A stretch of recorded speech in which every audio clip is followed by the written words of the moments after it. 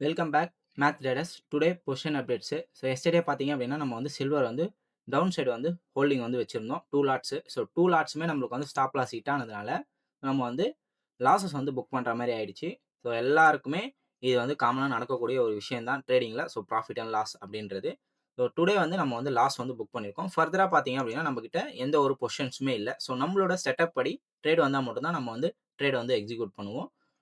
Yesterday நம்மளோட setup படி silver மட்டும் தான் ட்ரேட் வந்து கிடைச்சிருந்தது. ஸோ அதில என்ட்ரி எடுத்திருந்தோம். ஸோ அந்த என்ட்ரி வந்து நம்மளுக்கு ஃபெயில் ஆயிடுச்சு. ஸோ ₹6200 வந்து நம்ம வந்து லாஸ் வந்து புக் பண்ணியிருக்கோம்.